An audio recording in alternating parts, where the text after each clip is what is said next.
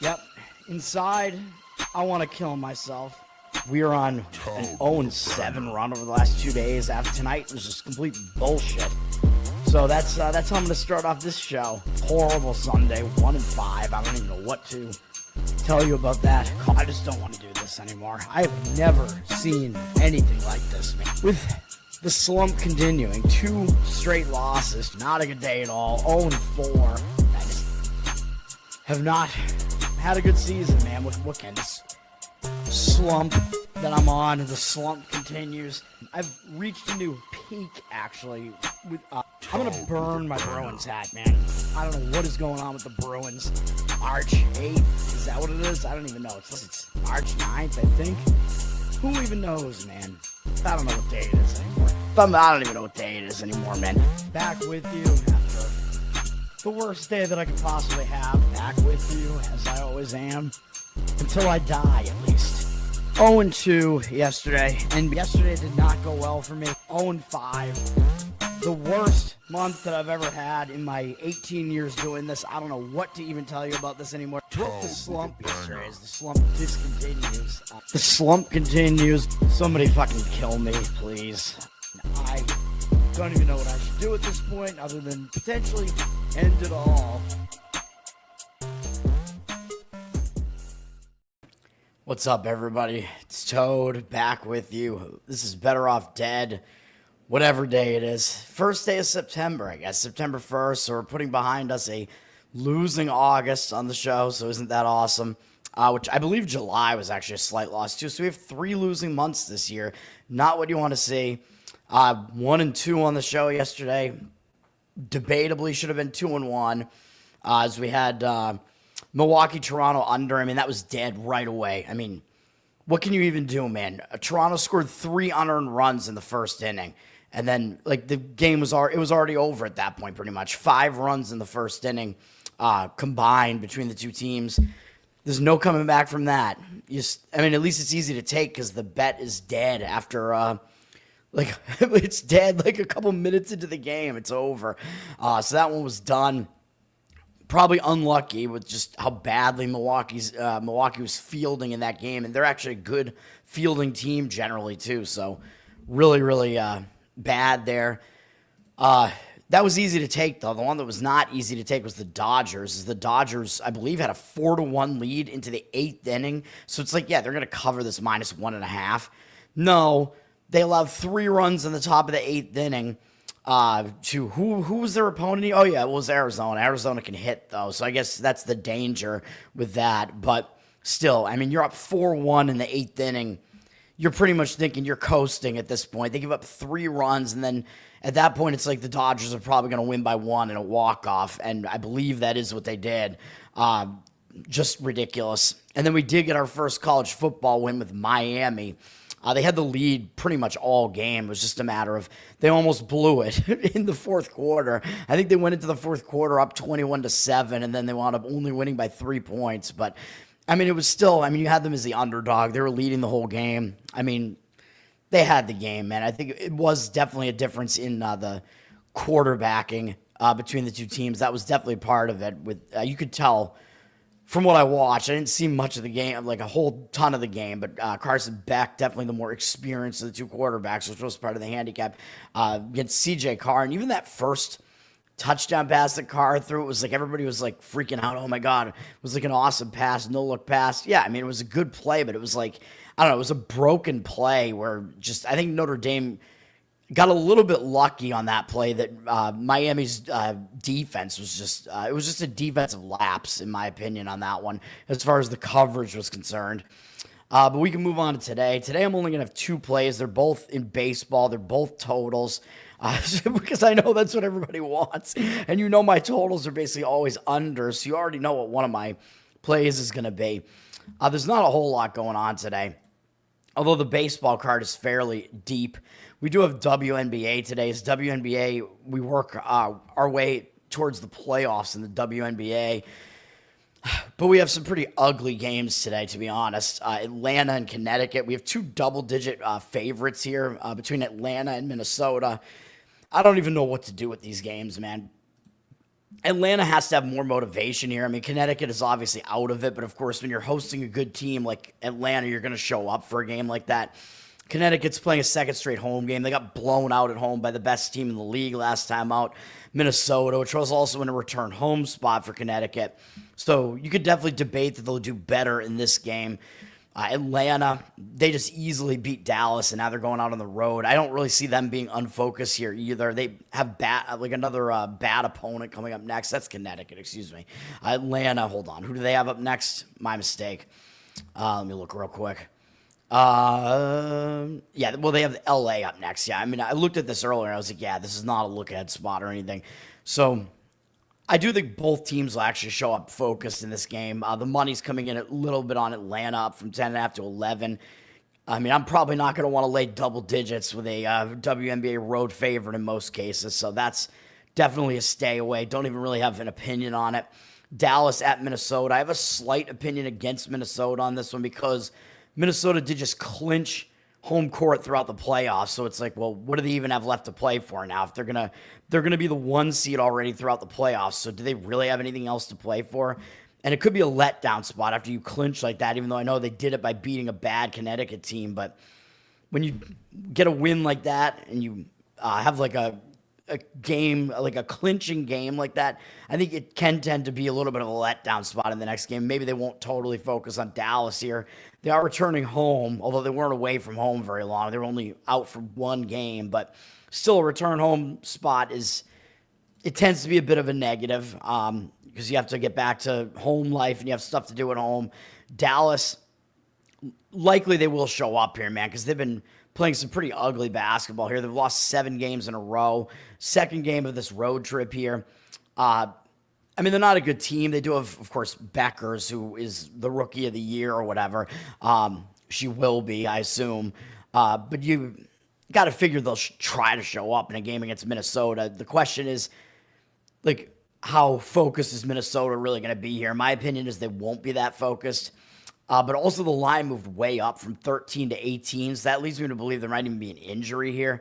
Let me see. Beckers is a game-time decision, so that's something to definitely keep an eye on. A lot of injury. There's a lot on the injury list for Dallas here, which is part of it. So if Beckers isn't going to play, then that would explain why the line has moved all the way up to 18. So that might be the case. So, I mean, if that's the case, you get extra value on Dallas. It does become kind of an injured player theory spot, assuming that she played in the last game. So you do get more value on Dallas there. I mean, generally, I lean Dallas in this one just because I think Minnesota could be in a letdown spot, and they really don't have a whole lot to play for at this point. LA at Seattle. Seattle definitely has a lot to play for here as they're trying to make sure they make the playoffs. So I think that is part of the reason why the lines moved from 6 to 8.5 on them at home. You see they're getting the cash, 85% of tickets, 67% or 85% of the cash, 67% of tickets on LA. Seattle just returned home in their last game, and they still won against Chicago. Chicago's a bad team. A lot of times your second game back home would be better because you're like settled back in at home. I thought that was a bad spot for them, returning home off of a road trip and beating Minnesota. But Chicago, I believe, was also coming off like a close game as a huge underdog. So both teams are in bad spots there. So I didn't exactly know what to do with it. LA, I mean, they're going to have to probably resign themselves to realizing that they're not going to make the playoffs at this point, although maybe they're feeling like they're not totally out of it yet, so they may still show up here as well. But Seattle also has to make sure they're going to make the playoffs here. So LA, they just ended a 2-game loss streak by beating Washington last game, and now they're going out on the road. When you start a road trip, that tends to be a more focused spot as well. So it's not really a spot where I would really want to lay the points with Seattle either, even though that does look like it's where the money is coming in. Maybe a slight lean that way. Andrew, what's up, man? Thanks for hanging out. Okay, let's go over to MLB, and then we do have one college football game today as well. Major League Baseball, it's September, so remember, it is September call-up season now, which I think that begins right at the beginning of the month, right, if I'm not mistaken. So basically the rosters expand, so teams will carry like an extra few players. Like a lot of times teams will add bullpen arms. That tends to be a typical scenario there to get their bullpen a little bit more rest and have more guys there to bolster the bullpen. But we got a lot of afternoon action here in baseball, man. It's almost all afternoon on Monday because it is a Labor Day, by the way. Happy Labor Day to everybody. Whatever that means to you. I mean, you get a day off at least. 3-day weekend for everybody that I think it's basically everybody gets it off, right? It's like a national holiday or whatever.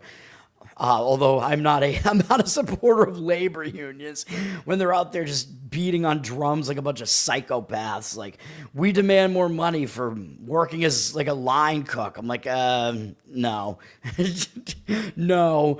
And like, I mean, again, like, and it happened with Fenway Park too. It was the first time ever there was like a labor strike at Fenway Park, and it's like, well, obviously a bunch of people are just going to come in and like take those jobs over because they need the money. So like, obviously they're going to be able to find people that can like cook hot dogs and shit. Like, what do you think? So yeah, I mean, the whole thing's BS, but anyway, we won't go on a political rant here. First game up in the afternoon, 1:05 p.m. Eastern, is Miami at Washington. Both of these teams are out of it. Washington is playing like a team that knows that they're out of it. They've lost 8 straight games, multiple sweeps in a row. They just lost in sweeps to the Yankees and to Tampa Bay. They're playing some bad baseball right now. They're playing some unmotivated baseball right now. Miami appears to still be trying. I mean, they just won a series against the Reds. They won 3 out of 4 against the Mets. Even better than the Reds. What am I saying? The Mets, huge divisional series. But Miami might be a little bit less motivated against Washington because, I mean, that's the last place team in their division. Miami, they're going to step it up for a team like the Mets, so they could be in a little bit of a letdown spot here. They're traveling from New York to Washington. Washington, I believe, is just staying at home, right?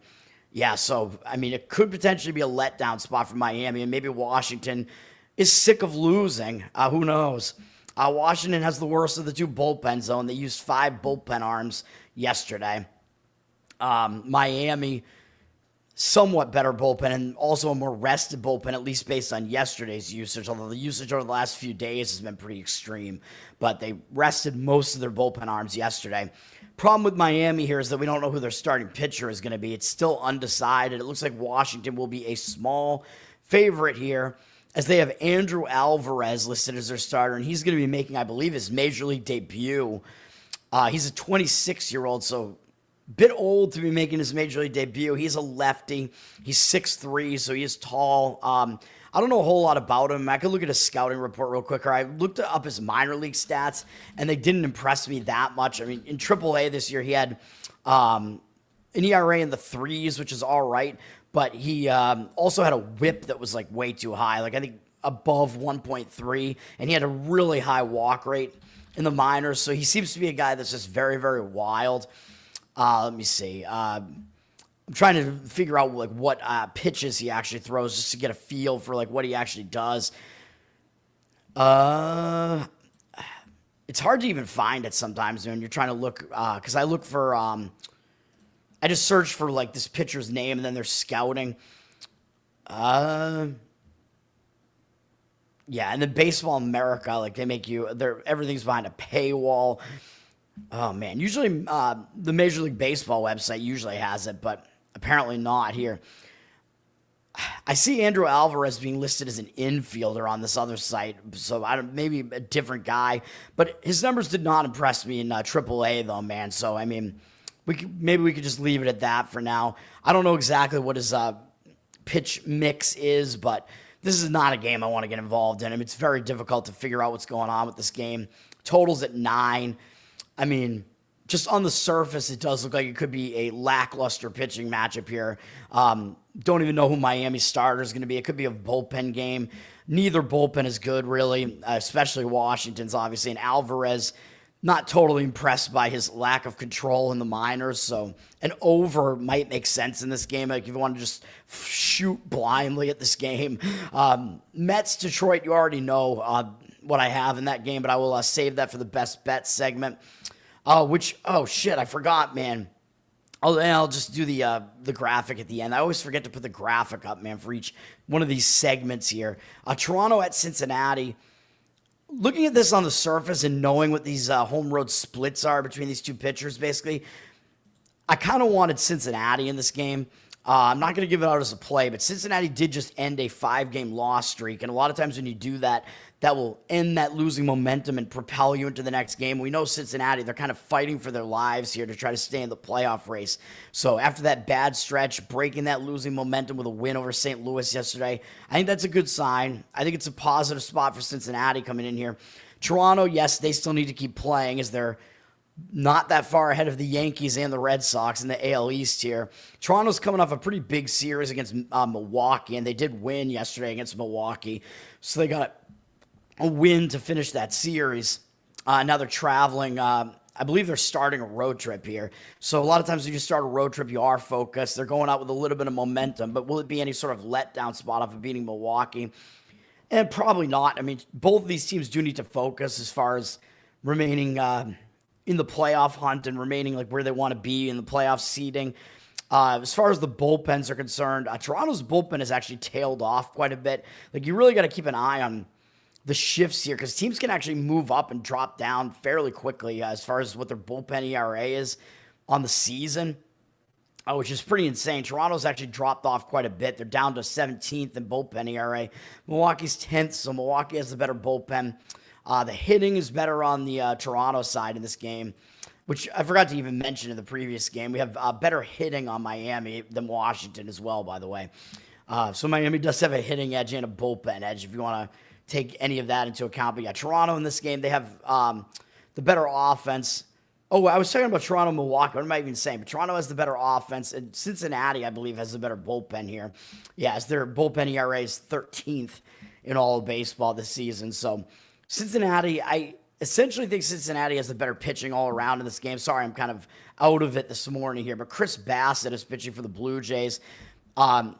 He hasn't been that good recently, man. He's had a decent season overall, and I know professional bettors have been talking about him very positively, and he's got this weird fastball mix where he throws a lot of different moving fastballs. Doesn't really come out and blow guys away though, and he's a guy that's had a decent career, but not a stellar career, and he's towards the end of it now. So it's well, I don't think at the age of 36, all of a sudden this guy's going to become an amazing pitcher. He's got a 4.14 ERA this year, 1.33 WHIP. So his numbers are very, very mediocre. His numbers on his career are actually slightly better than that, although last year his numbers got significantly worse. So he does seem to be kind of hitting the tail end of his career here a little bit. This year, he's way worse on the road, 6.1 ERA on the road. This month, 3.67 ERA might look pretty good, but Toronto's lost 4 of his 5 starts. They've actually lost 5 of his last 6. And this month, he's just not going that deep into games anymore, man. He's failed to go 6 innings in his last 4 starts, and he has a 27-14 strikeout walk ratio this month. So his command has not been very good this month. Up against the Reds, he does have good numbers, though, in 53 at-bats, 15-2 strikeout walk ratio, 208 batting average allowed, and 576 OPS. So his matchup numbers give me a little bit of pause here, although Bassett, he's not in good form right now. I think he's the lesser of these two pitchers here. He's the less talented of the two. Hunter Green pitching for Cincinnati, very, very talented young pitcher here. And, of course, Bassett is also really bad on the road, remember. Hunter Green having a really good season, although he missed some of it due to injury. I always point out his ability to vomit on the mound mid-throw, which is another talent of his. He's got a 2.81 ERA this year, 0.97 WHIP, really, really good numbers. He's really good at home, 1.8 ERA, even though this is a hitter-friendly ballpark. He's been good this month with a 21-2 strikeout walk ratio. Really nice command numbers, and he did that against Philadelphia and the Dodgers as well. Did okay, and did really well against Philly, and did okay against the Dodgers on the road, which is not an easy assignment. Actually pitched well against Milwaukee in his last start before he got injured in June as well. But since coming back, like I said, he has 3 starts in August, 21-2 strikeout walk ratio, 3.12 ERA over that span. And the other start that he had was a 12 strikeout performance against Anaheim, which is also solid. His numbers against the Blue Jays are actually not good, though. In 30 at-bats, has a 6.6 strikeout walk ratio, has allowed 4 home runs, which is way too much, 2 of them to Bichette, 400 batting average and 1,500 OPS. So the pitchers' matchup numbers don't really align with what I kind of want to do in this game because I do lean to Cincinnati. in this game. It looks like the money line initially dropped on them from -135 to -116, but Toronto's getting a lot of the public ticket action here, 73% of tickets and 73% of the cash. Yeah, again, my lean is slightly to Cincinnati in this one. I think the pitching matchup does favor them. As far as the bullpens, I mean, like I said, I think Cincinnati actually at this point has the better of the two bullpens.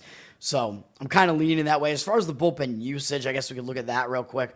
Cincinnati used 3 relievers yesterday, pretty standard amount of usage from them recently. Toronto actually used 5, so Toronto doesn't have a whole lot of arms in their bullpen that they didn't use yesterday. So I think the bullpen situation is actually in favor of Cincinnati as well. So that would be my lean here.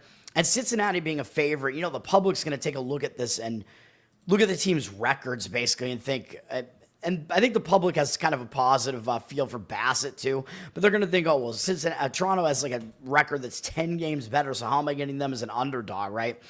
But the Blue Jays are only 500 on the road. Cincinnati is above 500 at home, so Cincinnati does play better at home. Harvey Specter, the man from Suits. What's up, man? I'm definitely a fan of Suits, man. You don't want me to jump the gun, do you? Give out the lock. Well, nothing is a lock in sports betting. You don't want me to jump the gun, though, right? You got to wait for the best bet segment, man. Or if you don't want to, then you can can you check the video later? It's going to be on YouTube. You can check the end of the video later. Yeah, what's up, man? Thanks for hanging out, man. If you hang around to the end, you'll get what my best bets are. But I'm not calling anything a lock. Nothing is a lock. Anything can happen. But I kind of already alluded to the fact that one of my plays is the one that's listed in the description here. It's Mets-Tigers under the total. So that is one of the two. I am an undertaker. I like unders, and I actually like the under in this game here, Cleveland-Boston. Although I'm not going to give this out as a play, but yes, sir. Hell yeah. Dude, I kind of want to go back and watch Suits again, man. Now I have the theme song stuck in my head again. The Greenback Boogie, which is, what is it? It's I Am a Robot, I think is the band, which is, what's the guy's name? I forget the guy's name. He had another band that was more popular. I can't even remember, man. All these indie bands back in the day. You like the Tigers today? The market, I think, seems to agree with you, but I actually kind of disagree with the Tigers side, but I like the under better in that game. Mania, you want to touch him? You think he's hot? It's kind of gay, bro. I like both starting pitchers, actually, in that game, believe it or not. Cleveland and the Red Sox, though, I kind of like both of these starting pitchers, too, and I don't like that the Red Sox are getting all these matchups that don't really seem to favor them. The Red Sox are staying at home. They just lost the series to Pittsburgh. I mean, they got kind of unlucky and drew Paul Skeens in that series, but they also got a really, really horrific start from Dustin May, who probably needs to go away. He needs to go the way of Walker Buehler. That was a terrible trade for the Red Sox, which I said at the time. Cleveland just lost a 4-game win streak, So Cleveland, when you lose a win streak like that, sometimes you will be hung over a little bit into the next game. But they're playing Boston, so they might step it up for Boston because Cleveland doesn't really have a whole lot else to play for here. They pretty much know they're not making the playoffs. The Red Sox do have more motivation, though, because they're in the battle potentially for the division, and they're, of course, battling for a wild card spot here. Red Sox have the better offense significantly. Cleveland's offense is terrible. Red Sox actually have the slightly better bullpen as well, but we're looking at two good bullpens here. Believe it or not, Cleveland's bullpen continues to pitch pretty well, and they're pretty well rested coming into this game, even though Cleveland, they lost Clase due to his gambling habits and pitching like he had money on the games, which he probably did. Red Sox had a little bit more bullpen usage, and they did use Chapman yesterday, who's been excellent for them. So he's probably unavailable today. We'll see what happens as far as that goes. But the bullpens, I think, are all right to be looking at a full game under here. Parker Messick is pitching for Cleveland here. He's a rookie, and he's off to a nice start to his career, man. He's only made 2 starts, but his first start was a difficult draw at Arizona. A good hitting team, hitter-friendly ballpark, and he only allowed 1 run in 6 2/3, 6 strikeouts. He followed that up with a 7-inning shutout against Tampa Bay at home with also 6 strikeouts and no walks. So he's only allowed 1 run so far across those 2 starts, 12 strikeouts, 1 walk. His command has been very on point, man. And when a team has never faced him before, which is the case here with the Red Sox. The pitcher tends to have a little bit of an edge early on if they're a good young pitcher like this. The other team has to kind of take a couple of at-bats to figure out what he's even throwing at them. So I think Messick does have an advantage here. Brian Bayo is pitching for the Red Sox. He's got a really nice ERA, 2.99 ERA. His whip is a little bit higher, 1.21. He's only slightly worse at home, 3.07 ERA. But as I've pointed out with Bayo multiple times, he has gotten better as the season has gone on. I think he's kind of out of his own head now, at least, so he's not walking as many guys because the command was really his problem. But he's been pretty good this month. The Red Sox have won 4 of his 5 starts. They've won 5 of his last 6. He's allowed 2 or fewer earned runs in all of those starts except one, which was a road start at San Diego, and he didn't do well in that one. I mean, it's a pitcher-friendly ballpark, but he still didn't do well, but it looks like kind of a blip because he bounced back nicely. Had a really good start against the Yankees a couple starts back. 2.27 ERA this month, 25-6 strikeout walk ratio. Bayo does not have good numbers against the Cleveland offense, though, in 24 at-bats, 3.3 strikeout walk ratio, 375 average allowed, 1,028 OPS. Not really good numbers there from Bayo, although I kind of expect him to pitch better, though, just because he has gotten better recently. The money is actually, I mean, it looks like it initially came in against the Red Sox to drop the money line down from minus 155 to minus 141. 84% of tickets, 97% of the cash on them, which seems like an inaccurate number. Red Sox are public, but it does seem like maybe some of the money is joining the public, but I think the under is the better way to look in this game. Like I said, the totals dropped a little bit to 8.5 juice to the under. 74% of tickets, 95% of the cash on the under. I can tell you because I'm in Boston, it is not very warm out here. It'll be probably, well, it's an afternoon game, so it will probably be somewhere around 70 degrees. But so it's not really that hot because the heat tends to like lend itself more towards overs. I know it's an over ballpark, of course. It's a hitter-friendly ballpark, but when you got a really bad offense like Cleveland, you got the Red Sox who might not be able to figure out Messick. You got some pretty good bullpens here. I think it's a situation where the under does make sense. Messick, yeah, people don't know who he is yet. I didn't know what to expect out of him. I don't think I've given out a play on any of his games, but he's looked good. Nats are favored. It's because Miami hasn't even listed a starter yet. I think Miami is going with a bullpen game here, so they might use, I don't know who they even used yesterday. I looked a little while ago, so either they're going to call somebody up just to see what they have, or it might be like Bayozo or somebody like that out of the bullpen to come in. If it is Bayozo, he will probably go like at least 3 or 4 innings, though. Braves and D-backs today. There is sort of, there's a spot, there's a situation where maybe the Braves somewhat make sense, but I actually think both teams are in a bad spot in that one. I forget what I even thought about the D-backs, although I think I don't like the D-backs because they're coming off of a big series against the Dodgers. Yeah, right. I'm out of my mind here, man. Miami, yeah, so they didn't use Bayozo yesterday, so it actually could be him if they just have a hole in their rotation right now. But remember, it's September call-ups, though. So I think probably what is more likely here is that Miami is actually probably going to call somebody up to make this start because they know they're not going anywhere this year. So this is the time of year to do it, right? It's a low-pressure situation against a bad Washington offense. So Miami may call somebody up from AAA. Like, I don't know who they have, but like just to see what they might have in whoever it is that they call up. Arizona cover, well, yeah, but, making me angry again because, yeah, the cover yesterday was bullshit, and I'm not just saying that because I gave out the Dodgers run line as a play there, but the Dodgers had a 4-1 lead in the 8th inning in that game. Arizona, they don't really have anything else to play for at this point, and they're coming off a massive, massive series, so I think so I will say Arizona, I think they have the better of the pitching matchup, but I think the situational spot goes the other way in that game. So it's a conflict of which one do you think matters more, which is why I'm not going to give out a play on that game. But that's like I have conflicting opinions on that game, really. Anaheim at Houston. Houston lost yesterday, so they're now, oddly enough, this series went through the weekend, and they're finishing the series on Monday. I guess maybe it's a Labor Day thing, but I think this is the only series that's doing that. Houston lost the middle two games of the series, including getting shut out yesterday. Houston not scoring a lot of runs right now. Again, their offense is mired in another slump. The slump continues for the Houston Bats, even though Anaheim's pitching is not very good, especially their bullpen. Houston obviously has the better bullpen here.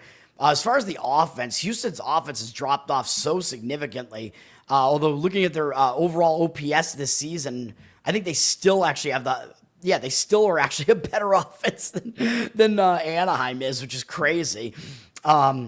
I don't know if I'd give Houston that much credit offensively right now, though. Houston's bullpen is in pretty good shape right now, though, because they use McCullers out of the bullpen to pretty much save their better relievers. Although, remember, Hader is still hurt for Houston, so they got some bullpen injury issues here. Anaheim's bullpen is still obviously the worst bullpen, though. I mean, they're one of the worst bullpens in baseball. They're at least rested as far as Anaheim's bullpen is concerned. But Houston's got the bullpen edge here. Starting pitching, Yusei Kikuchi for Anaheim, 3.68 ERA, but that makes him look better than he actually is because his whip is 1.43, which is definitely too high. He walks way too many guys, man, and he is pretty bad on the road. 5.25 ERA on the road. This month he has not been good. 5.54 ERA, 24-10 strikeout walk ratio. He's failed to even make it past 4 innings in 2 of his last 3 starts. One of them was at the A's AAA stadium that they play in, that hitters just launched the ball out of that park. So you can forgive him for that, but you probably can't forgive him for pitching terribly last time out against Texas in a pitcher-friendly ballpark against an offense that is the lowest scoring at home in baseball. So that was really, really a bad start. So he is bad on the road, man. And he's bad against Houston and 146 at-bats. 37-13 strikeout walk ratio is not great. 288 batting average, 909 OPS allowed. Houston, they hit him well and they're really familiar with him. Luis Garcia is pitching for Houston. This is pretty interesting because he actually hasn't pitched since 2023. He must have had Tommy John surgery. That's the thing these days, man. Everybody missing the 2024 season and getting a little bit of TJ over there. Luis Garcia actually has had a pretty good career starting in 2020. The last season that he had, 2023, you can't really dig into those numbers too much because he only made 6 starts. But in his 2 full seasons, the 2 prior seasons, he was actually really good. He had a 3.53 ERA and 1.16 whip over his entire career with a 3.3 strikeout walk ratio. So that's all solid.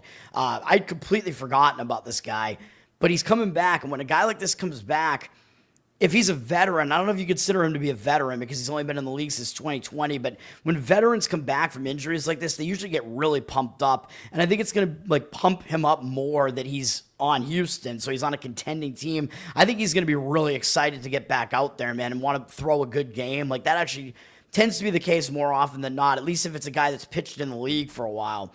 Although he's still fairly young, but we'll see what happens with him. But I think it is actually a good situation for him. I think the team will get excited as well to back him up. And they're going to be pissed because they got shut out by Anaheim yesterday, man. I mean, Houston, I think they're going to come out with some fire here. I mean, Houston, they're trying to hang on to the division lead here. They got something to play for. Anaheim, yes, I mean, they're going to be motivated because they're playing their division rival. But Anaheim, obviously, they know they're not making the playoffs here. And Anaheim still has one of the worst run differentials in all of baseball.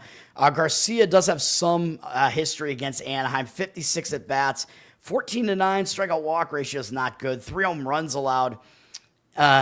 Could be better, but he's held him to a 250 average at least. 836 OPS is a little bit high, though, but I'm going to lean towards Houston in this game, man, and towards Garcia. Houston down from minus 145 to minus 142 on the money line.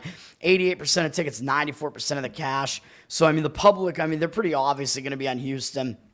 But I think they might actually have this one right. The public is not always wrong, although I think generally you want to go against them. But in this matchup, I think Houston has the edge across the board in this game, to be honest. So their bats are going to wake up at some point, and this might be a good spot to do it with Kikuchi, who doesn't pitch well against them historically, isn't good on the road, and Anaheim has a terrible bullpen too. So one other way to look at it is Houston to go over their team total, which is going to seem a little bit dangerous with how poorly their offense has been playing recently, but that might be another way to look at it because this, to me, it looks like it's a spot that Houston should wake up offensively. White Sox are at Minnesota, and the White Sox have not decided on a starter yet either. They're also coming off beating the New York Yankees yesterday, so I'm happy about that, obviously. As a Red Sox fan, the White Sox, I mean, that also ended their win streak. Of course, my ad blocker keeps popping up. I hate how it fucking does that. Whenever it updates, it like fucking terrifies you and brings up a new fucking tab or whatever. Maybe there's some settings where I can get rid of that. But yeah, the White Sox, they ended a loss streak. So on the one hand, that's a good thing for them momentum-wise. That could kill that losing momentum they had where they lost 5 straight games. Might propel them forward a little bit. They get to start a road trip. So starting the road trip tends to be a bit of a positive spot. But when you beat the Yankees, could be a little bit of a letdown spot, man. And it was a dramatic win, too, as they won with a Sosa home run, not Sammy Sosa, Lennon Sosa, the commie version of Sosa, hit a home run in the bottom of the 8th, I guess, to get that win. I gave out the White Sox, not as a play, but as a lean. I gave them out first 5 innings in the game yesterday. Didn't even see if it was correct or not.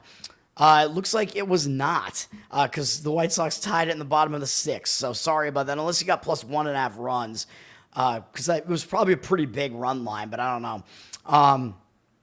Anyway, yeah, so the White Sox, on the one hand, I could see it being a positive spot, momentum continuer, but I could see it being a letdown spot as well. Minnesota, they're staying at home. They did just beat San Diego, which is a pretty big series win. Had a pretty nice game yesterday. Nice pitching performance from Joe Ryan yesterday from Minnesota.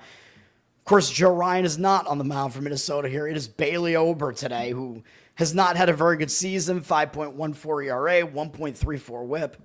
He's better at home, though, 4.46 ERA, and he's been better this month.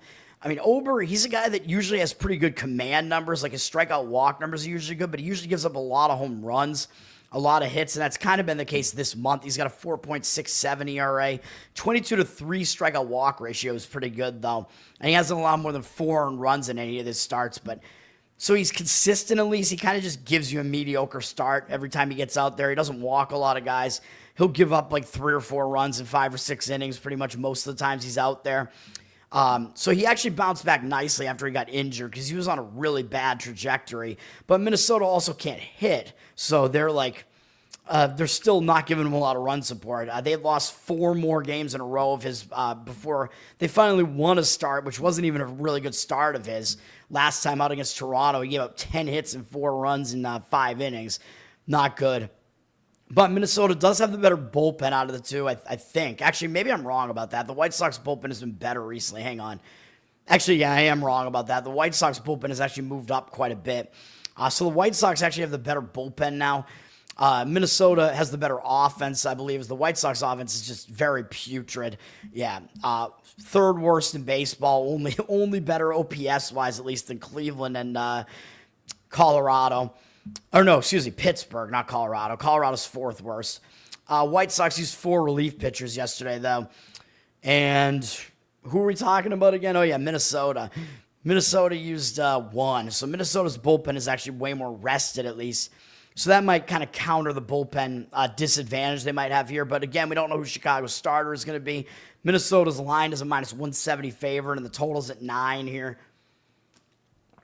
I mean, honestly, I don't know what to really tell you about this game, what to do with it. Ober, by the way, does have pretty good numbers against the White Sox, although only 5 of their hitters have ever faced him before. 43 at-bats, 9 strikeouts, 2 walks, 186 average, 455 OPS. So again, I mean, I guess do with that information what you will. White Sox may be going with a bullpen game in this one, though. So it is, even though Ober is doing a little bit better, he tends to do well against the White Sox. I mean, I could potentially still see this being an over type of game, though, even though the offenses are really not that good. A's St. Louis is going to be my other play, so I'll give that out at the end of the show. Atlanta and the Cubs here. Our Harvey Specter likes Atlanta in this one. When I talked about this game briefly yesterday, and when I looked at it, all I was looking at was, well, the Cubs are returning home from a long road trip here, man. The Cubs went to the Pacific Coast. 2 games on the Pacific Coast and then into Elevation in Colorado, and now they're returning home from that road trip. Teams returning home from road trips, as I always say, they tend to be a bit distracted. They have to get back to family life, and when they're playing a team like Atlanta, who, even though they have a lot of name recognition, everybody knows they're out of it this year. So the Cubs might actually lack in focus here in a spot like this, even though the Cubs, they're still contending. They're trying to make a playoff spot here. I mean, I think it's pretty obvious they will. But it looks like they're probably going to not win the division here, although they still have reason to play, of course. But it's almost like they're locked into like a top wild card spot at this point. Close to that. Atlanta, though, the problem is, I wasn't thinking about this. Atlanta is now starting their third straight road trip. They're having traveling from Philadelphia.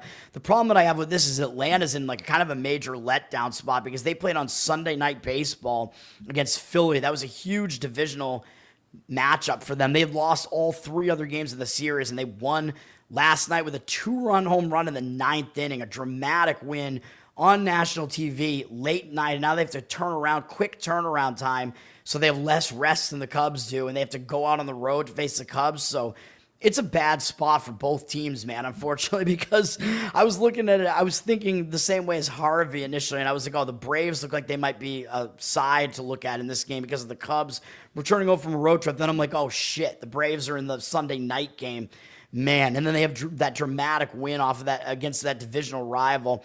Now, the Braves don't really have a whole lot to play for at this point, but because they're facing the Cubs, they know the Cubs are good. It may still be a situation where Atlanta does show up and wants to play well. I mean, you're playing against a team that has a lot of history behind them, of course, and a team that's one of the better teams in baseball this year. Cubs have the better offense in this game here. I would say they have the better bullpen as well.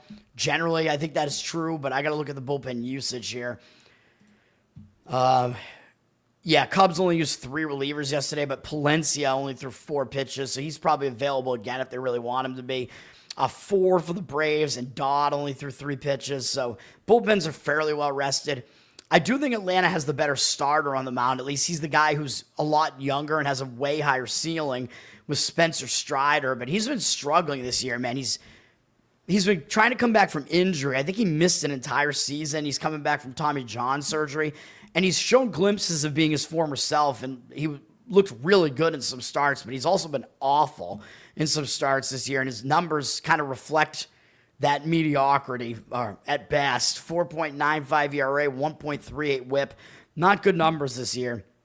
A little bit worse on the road, 5.1 ERA. This month, pretty bad, 10.13 ERA. Really bad, actually. 13-6 strikeout walk ratio. So his strikeout rate actually has gone way down, and that is concerning because he is a strikeout pitcher typically. So the fact that his strikeout rate is that far down, that's not a great sign, and neither is the fact that he's allowed 7 home runs this month. That's not a good sign either. But he is coming off a really good start in his last outing, except that he only had 3 strikeouts, but he held Miami to 1 run in 7 innings, 3 hits, 2 walks. So potentially he's coming back into form here, but Miami is not a very prolific offense, and we know that the Cubs are a really good offense, even though I know the Cubs have struggled over the last couple of weeks or so offensively, but they are still a good offense. Atlanta's lost Strider's last 4 starts. He did struggle in his recent starts against good offenses, against the Mets, Milwaukee. Didn't do well in those starts, and he actually got bombed by the White Sox as well, so that's not a good sign either. It's really difficult to figure out if that last start from Strider is going to be kind of a blip and if he's going to be bad again here or if he's actually going to pitch better. It's actually really, really difficult to figure him out right now. His numbers against the Cubs, they don't have a whole lot of history against him. They have 5 guys who have faced him before. They're only 2 for 16 with no extra base hits, 5 strikeouts, and no walks. So good numbers for Strider. Very limited sample, though. 125 average, 250 OPS. He's going up against Colin Ray, who has had an all right season. He's not really, he's not as talented as Strider is. He's not a guy that comes out there and blows people away. He's like towards the end of his career. He actually spent some years in Japan and then came back to the majors. He's doing all right this year, 4.23 ERA, 1.32 whip. He actually has better numbers than Strider on the season. Ray has at least been more consistent. 4.06 ERA at home, so he's slightly better at home. Going up against the Braves here, Ray hasn't done that well against him at 44 at-bats, 12.4 strikeout walk ratio is all right, 273 batting average, 924 OPS is pretty high. He's allowed 4 home runs to them, 2 of them from Fraley, who's also 6 for 12 off him, so maybe player prop potential there. Hits plus runs plus RBIs is usually what I recommend for that. So how do we even approach this game, man? I mean, it's really, really difficult to figure this game out. It looks like the cash percentage is on the side of the Cubs, even though they initially dropped from minus 125 to minus 116. You see 50% of the tickets on each side, and then 63% of the cash on the Cubs. So, I mean, this one is difficult for me to read, man. I'm not going to say that Harvey is wrong with Atlanta here. I mean, there are definitely some reasons to maybe lean towards Atlanta here, especially that if Strider is actually his best self, he's certainly the better of these two pitchers, but that's a big if. So, and it doesn't look like his strikeout number has increased, so that seems to indicate against him a little bit. Very, very difficult to figure it out, but the money is also coming in on the under, interestingly. There's kind of some strong market indication on the under, down from 8 juice to the under to 7.5 juice to the under. 61% of tickets are on the over. Of course, Braves, Cubs, you know the public's going to come in on an over here. 76% of tickets coming in on the under, though. You got to guess that part of the reason why the total is this low has to be that because it's Wrigley Field, it must mean that the wind is blowing in this time. Because Wrigley, the lake effect wind has more of an effect in this stadium than any other stadium in baseball. So you'll see like wild variance in the total based on just the wind. So that's part of the reason why. I mean, I see some arguments maybe for. I mean, I don't even know if I actually really do see any arguments for an under, to be honest, other than the fact that both teams are in bad spots. So it might mean the hitters are kind of a little bit distracted on both sides. That's really the one argument maybe I could see for the under. This is a very, very difficult game to read, man. I don't even think I can have a lean on this, to be honest. I mean, I told you what the market is saying. That's basically what I can do. I mean, a game like this, I kind of just have to default to like what the market is saying. So it's almost like the under is actually still the best play in this game, but seems risky to me.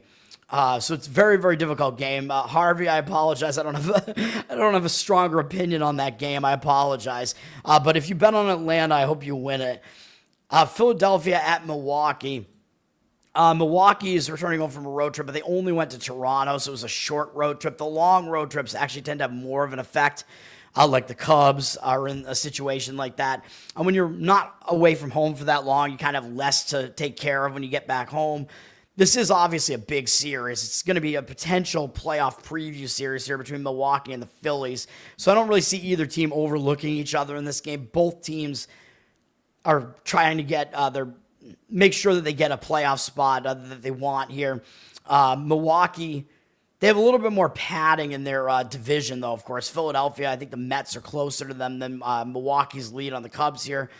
It's only a slight difference, though, I think. Philadelphia just lost a win streak. Of course, they'd won the first 3 games against Atlanta, and they lost dramatically last night on ESPN Sunday Night Baseball, and they have to quickly turn around and fly out to Milwaukee.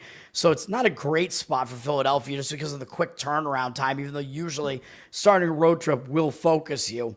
But in this spot, seems a little bit more difficult for them on the quick turnaround here. Milwaukee only used 2 relief pitchers yesterday, including Myers, who's one of their long relief guys who's been in the rotation a bit. So their better relievers are basically still available, except remember, McGill, their closer, is still out right now because he got hurt last week. And they're all going up against Philly. Philly has the worst of the 2 bullpens anyway, and they used 4 relief pitchers yesterday. So Philly definitely has the worst of the 2 bullpens. I would say Philly has the better hitting, though. Philly's at 6th, actually tied with the Cubs in OPS right now. Milwaukee's not far behind, though, at 10th in offense. So both teams pretty good offensively, but we all know that. Starting pitching, you got to tilt the scales towards Milwaukee in the starting pitching, but it's going to depend on what you get out of Miz, who's pitching for them today, because he's been a roller coaster so far in his rookie season. Taijuan Walker is pitching for the Phillies. He's actually, I guess, a little bit more predictable. He's got a 3.63 ERA. 1.33 whip is not great. That's definitely too high. He's been better on the road, 3.06 ERA on the road. He's been okay this month with a 3.14 ERA, 17-7 strikeout walk ratio. He just doesn't strike that many guys out. He's not walking a lot of guys, not allowing a lot of home runs. He's allowed 4 or fewer earned runs in every start, actually going all the way back. Well, he was in the bullpen prior to that. So actually, since joining the rotation, he hasn't allowed more than 4 earned runs in any start, and that was only once at the Mets. So he's actually been limiting the damage at the very least. limiting the opponent's offenses to like 3 or fewer runs in basically all of his starts. He doesn't go that deep, though. He basically gets you like 5 innings, keeps you in the game. That's kind of what he does at this point. Walker up against the Brewers. Let me see. Not good numbers. 40 at bats, 375 batting average, 1,069 OPS. So his numbers are not good in the matchup here. He's going up against Misiorowski, like I said, the extremely talented rookie arm for the Brewers here, who, I mean, dude, he's throwing 100 miles an hour like more often than any pitcher in baseball, but he's had some struggles so far. He's got a 4.33 ERA, a 1.1 whip is obviously good. He started out really good. He was like virtually unhittable in his first couple outings. Since then, he hasn't been as good, although he has been good at home the whole time. 2.16 ERA at home, which is where we get him here. Last time out at home, he went 5 innings, 3 earned runs allowed against Arizona. They're a good offense, but he struck out 10, had 1 walk, 4 hits allowed. But the 10 strikeouts, again, he's a high strikeout rate pitcher, man. But this month, I mean, he's had some really ugly appearances this month, although they were both on the road. One of them was like a start where he was coming back from injury, so he didn't do well against Cincinnati coming back from injury. So maybe you give him a pass for that. But since then, he's improved with each outing against the Cubs and Arizona, so not facing easy offenses to face either here. So that's at least a good sign. He's improving again. He's going up against the Phillies, though, who are also really good offense, of course. The Phillies have never seen him before, except for Bader is 0 for 2 off him. But Misiorowski, that means he's unfamiliar to the Phillies hitter, so he should have a little bit of an advantage because Philly has never seen him before. So that is a slight edge to Misiorowski there. Again, offenses have to take their time to kind of figure out what that pitcher is going to throw at them. The money line did drop on Milwaukee, now from minus 160 to minus 146. But it looks like the money might actually slightly be coming in on Milwaukee now. 84% of tickets, 85% of the cash on them. You know the public is going to come in on them. Misiorowski is not really a secret at this point. So Milwaukee is definitely a public side. I kind of lean that way, though, to the Milwaukee side. But it looks like the money is... I mean, it's too public a side, really, for me. And the money line movement would scare me a little bit on that one, even though it does give you a better price on them. Money slightly towards the under as well. 76% of tickets, 67% of the cash on the over. So the cash percentage, less of the cash is on the over, which is an indicator on the under. The juice on the under 9 has gone up a little bit. I can see the argument for that. The bullpens are rested, although if you wanted to go first 5 innings, I think that would make more sense because I don't think either bullpen is necessarily that trustworthy. If you think you're going to get a good start out of Miz here and that Walker will do his usual thing and just not allow that many runs, maybe a first 5 is applicable. But if Walker's going to go out there and allow 3 runs in 5 innings, that's going to really get dicey with a first 5 inning because you're probably looking at under 4 or 4.5 there. San Francisco at Colorado.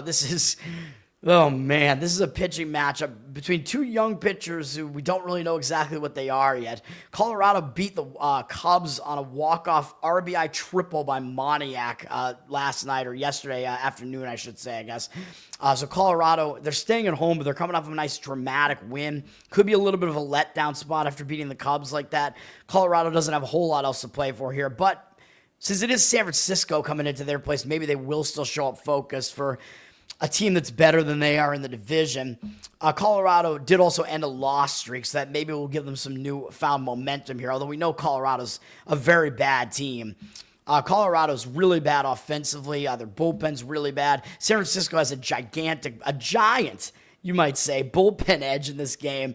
As far as the hitting, the Giants are very bad, although the Rockies are actually even worse, although they're a little bit better at home. So we have 2 bad offenses here.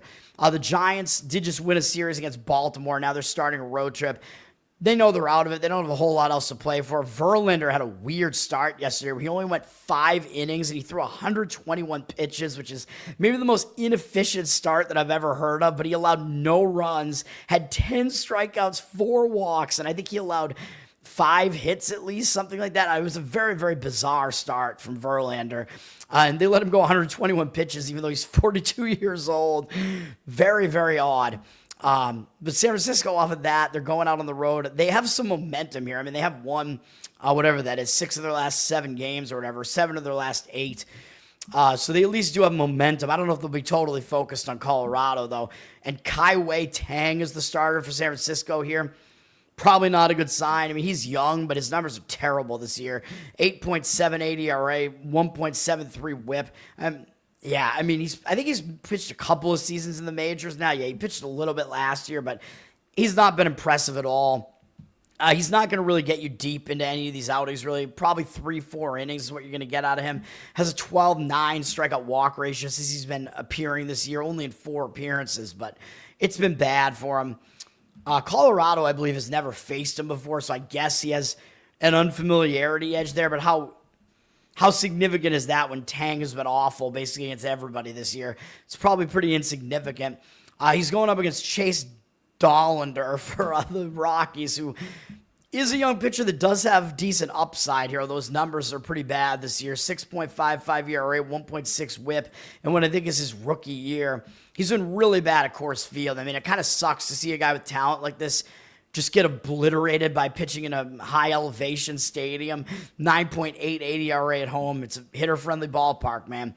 This month hasn't been very good. 6.05 ERA, 23-11 strikeout walk ratio. It's definitely too many walks. His strikeout rate's been pretty solid, though. Pretty high strikeout rate. He did just allow only 1 run in 6 innings against Houston, but that was on the road. He still walked 4 guys. So even though it's an impressive start, there are some negatives there. Going up against San Francisco, they've never seen him before, so he's actually unfamiliar to them. So we have a lot of unfamiliarity here. So hilariously, and as ridiculous as it sounds, I think maybe an under might actually make sense in this game, and the money is indicating that way. 79% of tickets on the over, 85% of the cash on the under. Total has dropped a little bit to 11.5 juice to the under.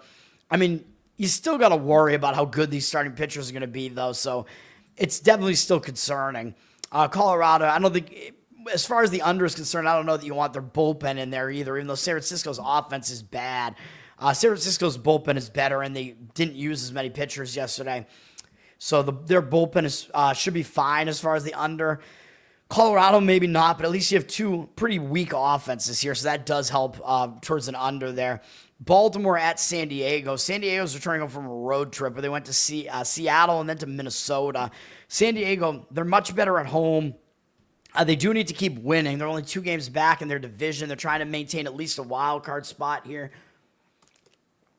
But the return home from a road trip, as I keep saying, is a distracted spot more often than not. So you tend to be a little bit distracted by returning to home life, family life. And I don't know that Baltimore is really a team that's going to draw their full focus here. So it is a bad spot for San Diego. And they're traveling across a couple of time zones as well, whereas Baltimore are already in the Pacific time zone. They were just in San Francisco, and they got wrecked in 2 of the 3 games in that series, especially yesterday in that Verlander game. They got wrecked 13-2. So Baltimore might show up with a little bit more intensity in this game, to be honest. They might be more focused in this game. San Diego obviously has the better of these 2 bullpens. The hitting, neither team is really very good offensively. I don't even know which team is actually better or worse at this point. Baltimore is actually 16th in OPS. San Diego is down at 18th, so it's close, but Baltimore actually has a slightly better offense right now. I think San Diego still has the better offensive talent, though. But San Diego used a lot of their bullpen yesterday, man. They used 6 relief pitchers yesterday. I know it's going to be a spot where the bullpens get extended, but still, San Diego, that's a ton of bullpen usage. They have one of the most overused bullpens right now just because of the usage yesterday. So that's not really a great indicator for them, even though their bullpen usually is significantly better than Baltimore's.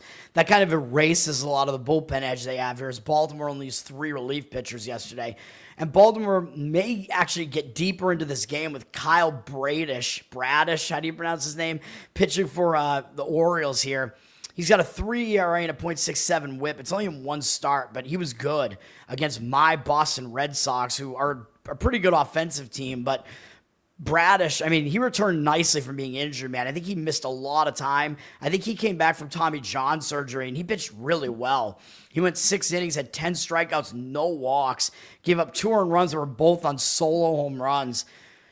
only 4 hits allowed. So he really kept runners off the base pass in that game, and his command was like right on in that game. Just he became a little bit too hittable for power, but that's a good indicator moving forward. His command was really good in that game. And now he's going up against San Diego in a more pitcher-friendly park. San Diego only has 3 hitters who've ever faced him before, and they're only 2 for 9 off him. 2 strikeouts, 2 walks. So 222 average, 586 OPS. Bradish, I mean, it does look like he might match up pretty well in this game, and he's got a lot of unfamiliarity to his advantage here because, again, the hitters are going to have to try to figure him out a little bit. Has good numbers against the guys that have faced him. He's going up against Dylan Cease, who's having a very mediocre season, 4.82 ERA, 1.33 whip.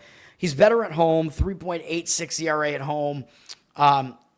Hasn't been very good this past month. 4.94 ERA and a 30-14 strikeout walk ratio. 4 would be really good. 14 is not good. So Dylan Cease, I mean, the thing about him, man, he gets a lot of strikeouts. He walks way too many guys, and he throws way too many pitches and exits too many games early. Even though I know San Diego's actually won 5 of his last 6 starts, but they gave him some run support behind him in basically every one of those games.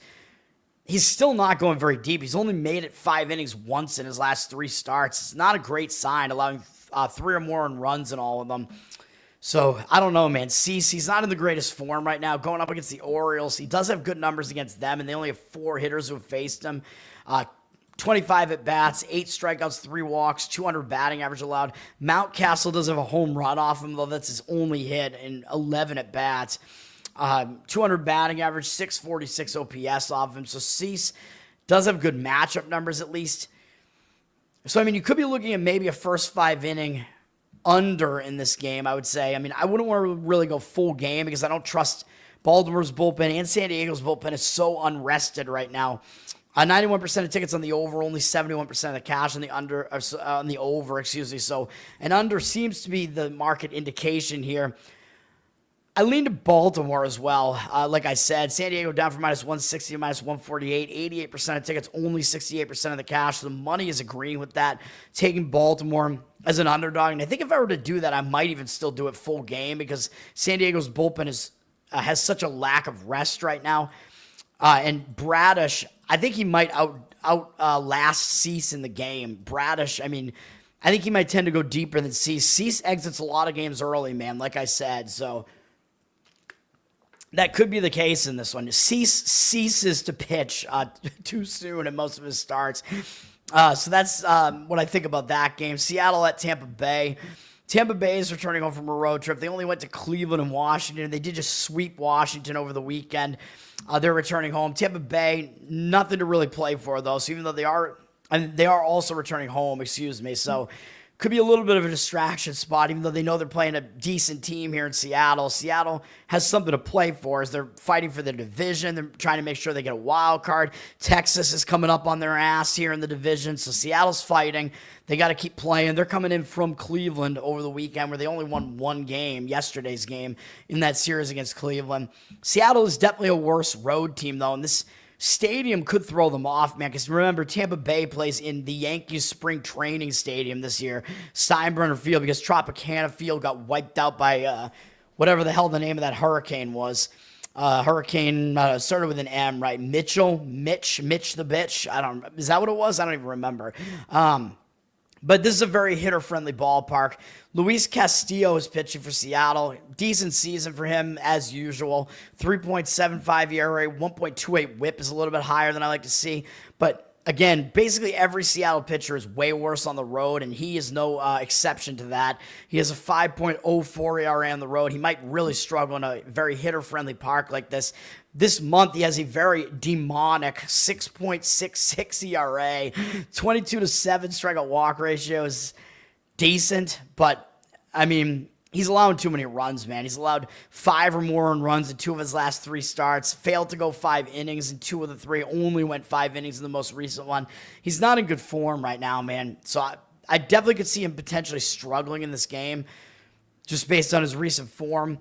Against Tampa Bay, he actually does have somewhat good numbers, though, in 71 at-bats, 21-4 strikeout walk ratio, 239 average, 801 OPS, though, because he's allowed 5 home runs to them, although ridiculously, it seems like all 5 of them were solo shots because he's only allowed 5 RBIs against them. Or, I mean, unless he came in relief and gave up a home run with other guys on and didn't get charged with the other runs, but I doubt that because he's a starter. So that's actually kind of a hilarious stat. But overall, his numbers are not terrible against Tampa Bay. Tampa has Shane Baz pitching, and he doesn't have good numbers this year. 5.19 ERA, 1.35 WHIP. He really struggles in this stadium. 7.06 ERA here. 7.92 ERA this month. Bad. He has a lot of strikeouts. 34 strikeouts this month in 25 innings. He's allowed 10 walks, which is too high. 7 home runs, too high. Way too many runs, almost 1 an inning, 22. More than 1 hit per inning, 29 hits. So Baz, even though he is a good strikeout guy, he gets lit up, man. He gets hit by a lot of these opponents here. So it doesn't look that great for him either. Up against Seattle, very small sample size. Only 2 of their hitters have seen. They're only 2 for 3 off him. 1 walk, no strikeouts. So ridiculously small sample size here. Bullpen-wise, Tampa, their bullpen had 3 relievers enter the game yesterday. Seattle, 3 as well. As far as the bullpen ERAs here, Tampa's, I believe, is the better of the 2. They're at 7th ERA-wise here. Seattle, not that much worse, at 11th. So we do have decent bullpens here. But to me, the starting pitching matchup in this one makes me think this game is an over, though. 84% of tickets on the over, only 50% of the cash on the over, though. And the total dropped from 9 to 8.5 juice to the over. It's a very small move downward, though. Given what the stadium is, and given that both starting pitchers are not in good form right now, they might struggle. You can see the bullpens maybe enter this game early, and then it kind of has a domino effect when that happens, and more relievers get used than what the teams wanted. So I do lean over in this game, and the market is indicating on Tampa up from minus 105 to minus 109, 69% of the cash on them, but 84% of tickets on Seattle. I don't love that. I mean, I could see that argument being that Baz is like a little bit more of the unknown here, and he's more used to pitching in the stadium at least. But that's really the only argument I can see. I mean, Tampa, they're returning home from a road trip again, and they don't really have a whole lot to play for here, so I would really worry about the Tampa play here. Now we'll get to Harvey. I don't know if Harvey's still waiting around because I know I'm very long-winded. I do way too detailed baseball analysis, I understand, only to give out plays, and my plays have been shitty recently too, so I apologize for that. Not been the best year for me baseball-wise. Baseball's usually one of my best sports too, man, so I'm not happy about it. Arizona, like I said when I mentioned this earlier, they're returning home from a road trip where they played Milwaukee and the Dodgers, so they're coming off of 2 big series, man, and for an Arizona team that really doesn't have much to play for now, like really the games that they get up for are these big games against big National League opponents, especially the Dodgers. What's up, man? Thank you, sir. I appreciate you hanging out, man. Hopefully it's some interesting information at least. Hopefully I'm hilarious. I want to be more hilarious, though, because I need a comedy outlet again now that Tower Gang is gone, man. I don't know. I feel like I can't really inject it into this show that much. And the show would get even longer if I did that. Or maybe I could shorten it somehow. I don't know. But Arizona's returning home from a road trip, so that does tend to be a distracted spot. Like I said, you have to get back to home life. I don't know if they're going to be totally focused on kind of a mediocre American League opponent after they just won a series against the Dodgers. And not only that, but they lost a win streak as well. So some things are piling up for my situational analysis against Arizona here as far as that's concerned. Don't love the situation. You know me, I don't like Arizona's bullpen, except for Jalen Beeks, only because I got to do karaoke with his parents the night after he made his Major League debut with the Boston Red Sox. Fun times, man. Never met Beeks himself, though, but his parents are pretty cool, though. His mom is a karaoke fiend. It's actually pretty awesome. She's fun. No, I did not. No, I did not fuck her and cock Jalen Beeks' dad. I know you were wondering if that was the case. Jalen Beeks, though, yeah, I mean, well, I'm not here to talk about him, though. I just like to bring that up because it was a ridiculous experience. It just so happened that they were at the same karaoke bar as me and a couple of my friends, so it's like, hell yeah, come sit at our table, man. Let's hang out. Diamondbacks, their bullpen is rested right now, even though, again, their bullpen's not good, though. It's obviously the worst of these 2 bullpens here.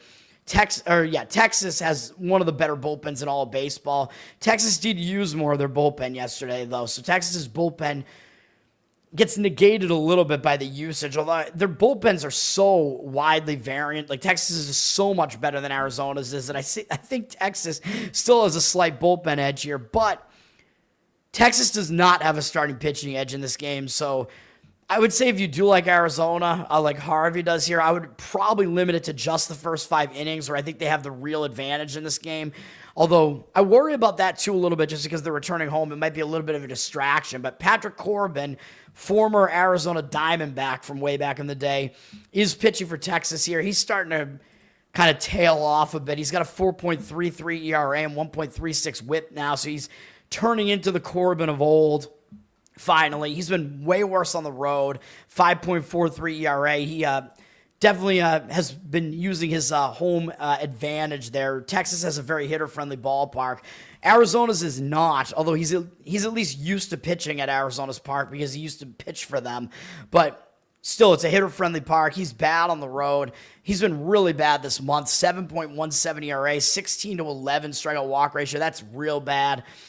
Did throw an 8-inning shutout last time out against Anaheim, though, with 8 strikeouts and 1 walk after he was having a horrendous month prior to that. So does that mean he's back in form?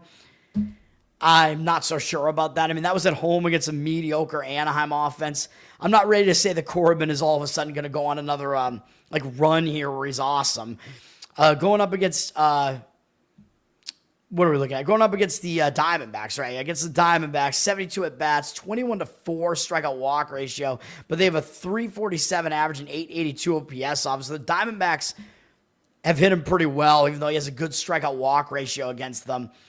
So not necessarily the greatest sign for them. Oh, I was like, wait a minute, what happened to the A's? The A's must be off today, right? Oh, no, wait, I skipped the A's. A's St. Louis, that's right. I'm going to talk about them at the end of the show. I'm like, wait a minute, why didn't I talk about the A's? Arizona has Ryan Nelson pitching, who's, as you know, he's a guy that I was questioning how he was pitching this well this year. And then 2 starts ago, he had that splotch on his visor that made it look like he had pine tar. My visor's behind me. Oops.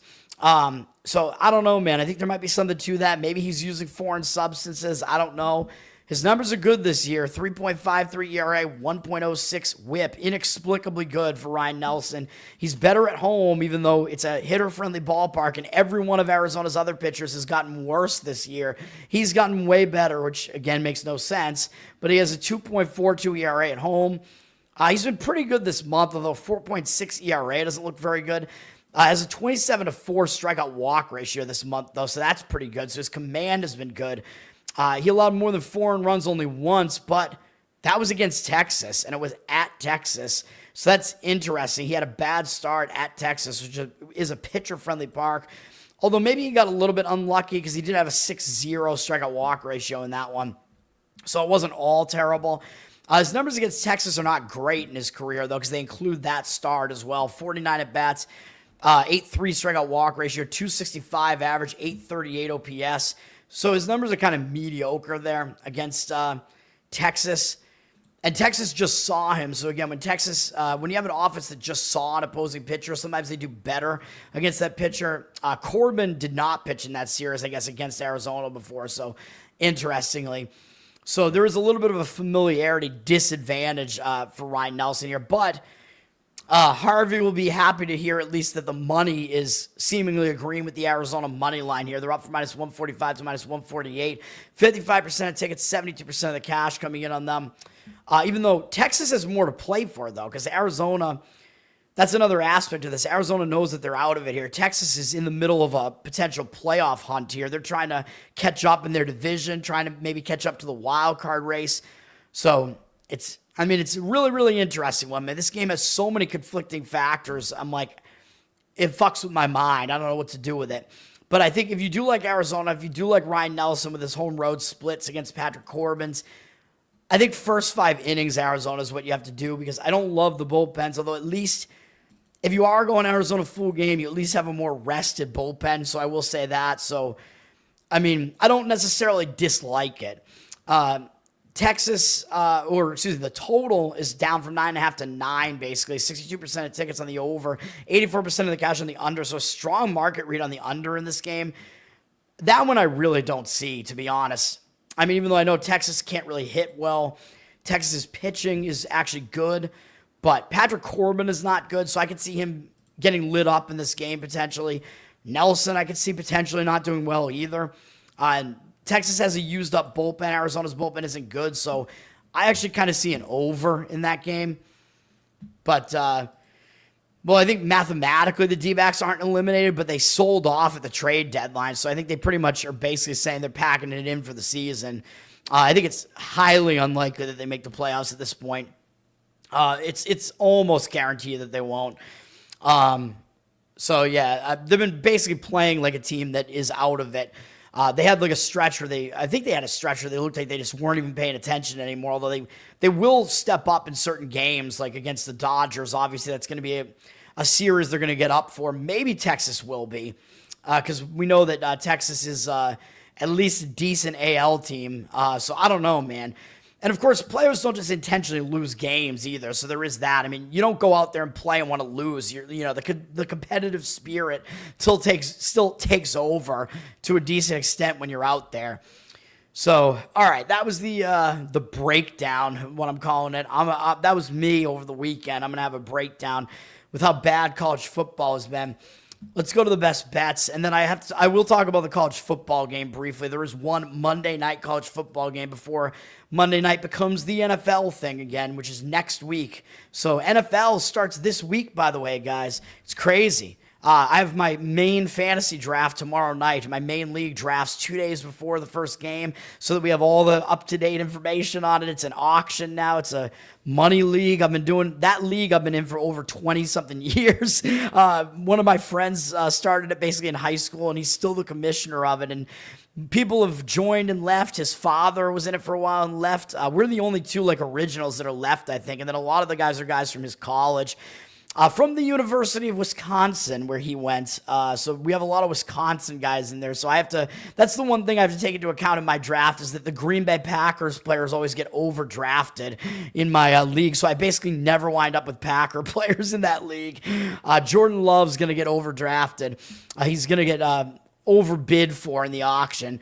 And I piss people off in the auction, by the way, because in the auction, if you're unfamiliar with the auction fantasy draft, this is just a side here, but hopefully people like hearing my ramblings here. Because, I'll talk about fantasy, too, because I do fantasy, especially football. I used to do baseball and basketball, too. But in the auction, basically, so I like the snake draft better, to be honest, because it's just based on the draft order and whatever. But auction, it's a totally different strategy. You have to, I bring up a spreadsheet. You have to lay out, what is your budget, right? And then you have to say how much you think you should budget to each position, basically, and try to stick to your budget. You have to become an accountant, basically, in it. So early on in the draft, everybody gets overbid for. So all the early players that get put up, you're basically almost not going to draft anybody early. This league switched to an auction, I think, last year or maybe 2 years ago. And I remember last year I didn't have any players on my roster until halfway through the draft because everybody was just overpaying for players early on. And I'm like, I can't even do it, man. So, and the way that it works is that the best players don't necessarily get put up for auction right away either. It rotates around in a snake style, but when you're up, you elect somebody for the next, you bid. You have to bid $1 on a player, and you put them up, and then the bidding starts on it. So that's how it works. So if nobody wants to bid on it, you will wind up with that player. So that means that you can't put up a player. You can't really fuck with it and put up a player that you can't go if Tom Brady is still in the system on ESPN, you can't be I'm going to put up Tom Brady up for auction here. You know what I mean? Unless you think somebody's going to be stupid enough to draft him, but that's not going to happen in my league. My league is competitive, so they know. If you're going to put up a player that's not in the league anymore, they're going to know. But something like that. But I still fuck with it. So what I do is I put all kickers up just to piss people off until I wind up with a kicker. Eventually nobody will bid on one, and I'll wind up with a kicker, but that's how I do it. So the first 5 times they say I put up somebody for auction, I'll put up a kicker just to piss people off, and it makes people overbid for the kickers. So even though they're only going to probably bid a couple of bucks for it, but still I like doing that, man. I piss people off. And once that's done, then I'll start putting defenses up too, because those are the least valuable in fantasy, kickers and defenses. Usually I stream defenses because it's very matchup dependent. And sometimes I stream kickers too, although usually when I find a kicker that's like in a groove on an offense, it's just getting a lot of field goals, I'll just keep that kicker. And that usually works out pretty well. Unless they get hurt, which I think actually happened to me last year. I forget who the kicker was. All right. Let's go to the best bets, man. Best bets. I think I already put the graphic up, but we'll do it now. I told you I have two unders. You already know what they both are, basically. One is Mets-Detroit. We're going to go under. It was 8.5 this morning at even money, which that worries me a little bit that the price looks like that, but I think it's the right way to go in this game, man, even though I think it's a sneaky under, which actually makes me like this more because both starting pitchers have really, really ugly-looking ERAs. The total did drop through the 9. Unfortunately, we did not get to it at the 9, which I don't know when it opened at 9, but I only saw 8.5 because, of course, 9 is a key number in baseball. All the odd numbers on the totals are key because that's the number that breaks a tie. When it's 4-4, you need another underscore. But the total's at 8.5. I still like it there, even though it's off of the key number in 9.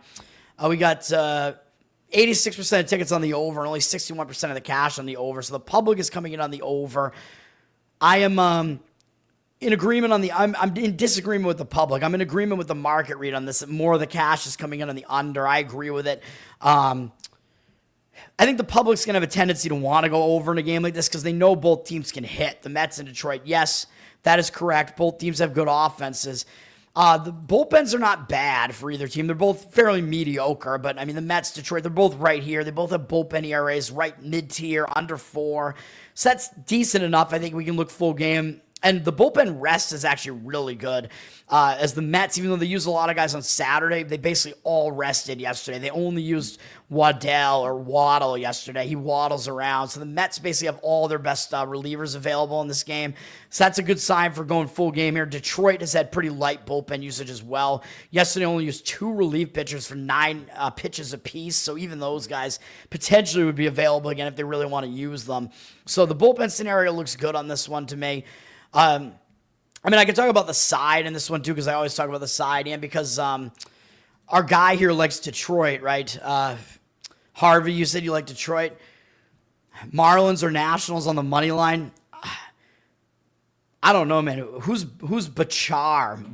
Let me look at that. After I do the best bets, I'll take a look at that. All right, thank you for telling me, man, because they didn't have a pitcher announced when I started the show here.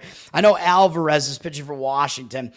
I'll talk about that again after I'm done with this. But yeah, Detroit, they're returning home from a road trip. So I think it's a bad spot for Detroit because of that. They went to the Pacific Coast, and then they just won a divisional series against their closest division rival right now, the Kansas City Royals. I almost said Chiefs. So Detroit's returning home from a road trip. Usually that's not a good spot. You tend to be a little bit distracted. Again, Detroit has a lot of padding in their division right now, although they're still fighting to try to get like home field throughout the playoffs. They do want that and get, make sure they get a first round bye in the playoffs and however it works now. But it's still a return home spot, man. It's an interleague series where I think they might be distracted. The Mets need this game more. The Mets are locked into a divisional battle with the Phillies here. And the Phillies, since they lost Zach Wheeler, and the Mets just were able to take some games against them. The Mets could potentially catch up to them. And the Mets are coming off a real ugly series against Miami over the weekend, man, where they lost 3 of 4. I think that's going to piss them off, and it's going to be a good situation for them to just get out of there and go on the road and start a road trip and forget about what just happened at home.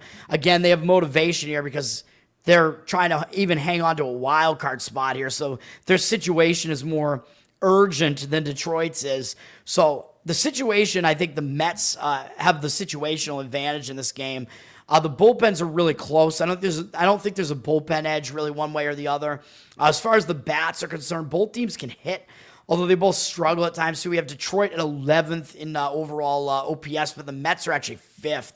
So the Mets actually, I'll give them the offensive edge in this game too. Detroit, although I know Harvey, you said you're on Detroit, right? Detroit is really good at home, though. The Mets are terrible on the road. So that's one thing you do have to take into account. The Mets are 9 games below 500 on the road, and Detroit is 19 games above 500 at home, basically. So that is difference. I mean, if that's the way you want to refer to it, but you know what I mean. So there is a big home road disparity here with these two teams.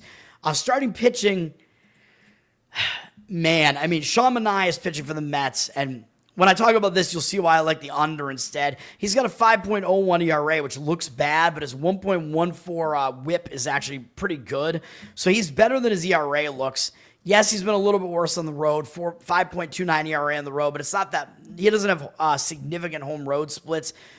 Yeah, his first month when he came back, so he came back from injury in July. So the good thing about this is he hasn't thrown that many pitches yet this year, so he's not going to be wearing down. He's a veteran anyway, too. But this month, he's really struggled. 7.13 ERA. He's allowed way too many runs, but he still has really good command numbers. 31 strikeouts to 4 walks. So his strikeout-walk ratio is really good. It's better than what he usually does. He usually walks way too many guys. So there are some positive signs with Manaea here that he should actually pitch better than he has been. I know he's failed to go 5 innings in 3 of his last 4 starts. That's a bad sign as well. But yeah, I mean, I think he is going to pitch better again at some point. And against Detroit, he has good numbers in 34 at-bats. They don't have a whole lot of history against him. 6 batters have faced him. 14 strikeouts, 2 walks, 206 batting average, 626 OPS, has allowed 1 home run to Torres. But Manaea does have pretty good numbers against Detroit when he's faced them in the past. Charlie Morton is pitching for Detroit. Morton is an interesting tale, man. Morton's got a 5.25 ERA, 1.48 whip. Not good numbers on the season. He's really old now, but again, I always say with Morton, his season has been just really crazy where to start the season with the Baltimore Orioles, I believe they lost 12 straight games that he appeared in.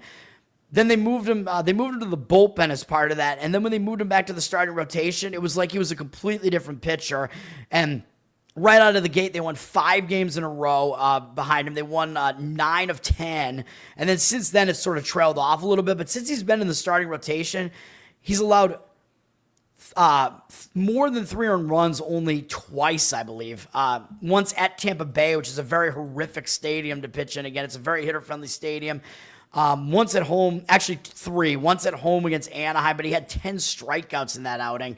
And then once at the A's stadium. So again, that stadium is very home run conducive as well. He still had 7 strikeouts in that game. That was with Detroit.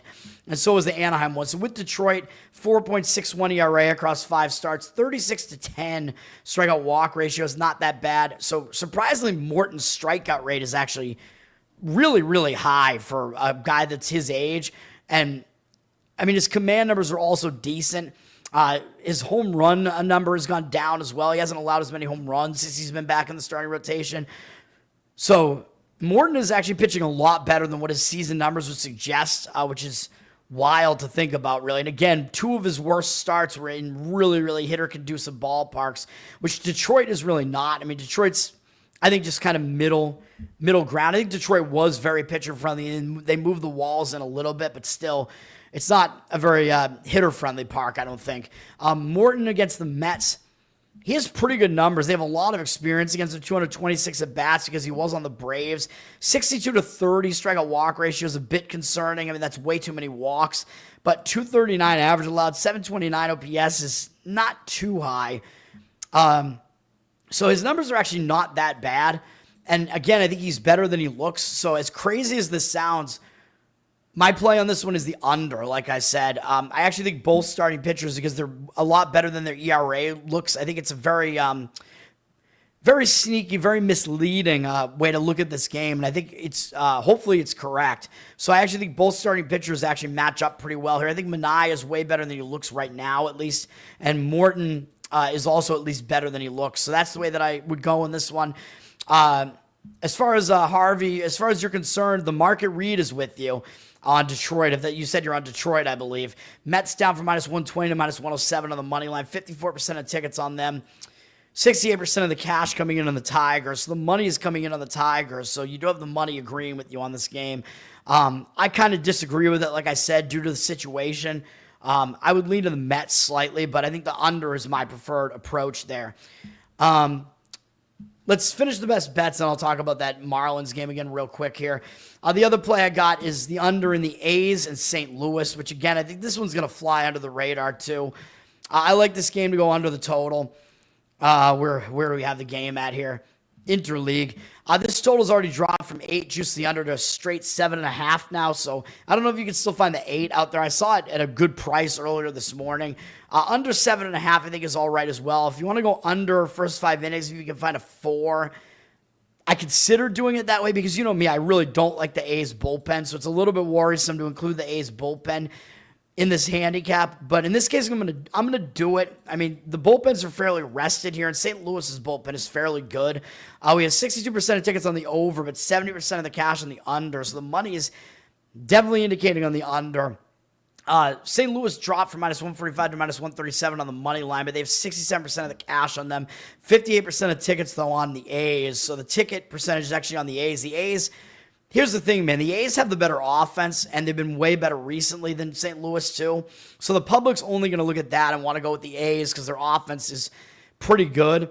So that's what the public likes. But the money seems to be coming in on the St. Louis side, which is more of a the money siding with the starting pitching here, or starting with the pitching here, which I don't necessarily disagree with that. The A's, they used 3 relievers yesterday. So, yeah, I mean, it worries me a little bit that the last couple days they're bullpen does have a bit of usage, but yesterday it wasn't a ton of usage, so I'll go with it.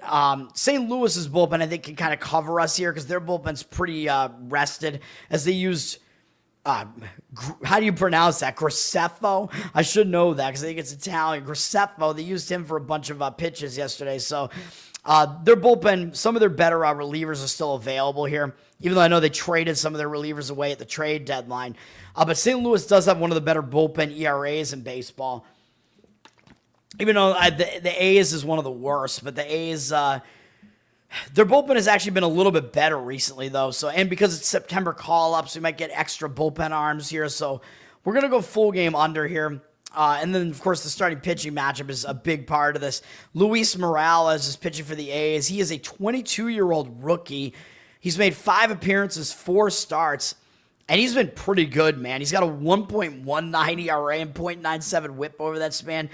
Too many walks. He's got 22 strikeouts and 10 walks. It's definitely too many walks, but most of them came in one ugly appearance against Baltimore. He didn't even allow any hits in 2 2/3 innings in that one. And then I believe that was his first start, so maybe he had some nerves there. And then since then, he's gone at least 5 innings in each start. He's actually gone more innings in each start since then. He's thrown a full starter's workload in those last 3 starts, going around 90 pitches in each one. Pitching pretty well, man. He's only allowed 2 earned runs across that entire span, and has an 18-2 strikeout walk ratio over that span. So he's been really good. And yeah, I think he's flying under the radar right now, man. And St. Louis, of course, has never seen him before because he's a rookie. So when you get a rookie who's pitching well like this against a really struggling offense like St. Louis is right now that hasn't seen that pitcher before, I think that's a good sign. I think it's an extra advantage to that pitcher, man. So I like that side of it. And then Sonny Gray is pitching for the Cardinals. I know he may be starting to wear down a little bit here, but he is a veteran. He's used to pitching full seasons in the major leagues. He's got a 4.19 ERA, but a 1.18 whip indicates that maybe his ERA should be a little bit better than that. And he is significantly better at home, 3.57 ERA at home. So we're rolling with him at home here as far as the under. This month he's been back in pretty good form here. 3.48 ERA, 35-8 strikeout walk ratio. His strikeout walk ratio has always been good, but he was getting knocked around a little bit on some of these starts. But this month he's been better. The only start that he had where he got knocked around was against the Yankees, so maybe you give him a pass for that because he actually had starts where he gave up 1 earned run apiece against the Dodgers and the Cubs. Had to pitch at Tampa Bay's hitter-friendly park and pitched fairly well in that game. Pitched well against Pittsburgh as well, but they're a really bad offense.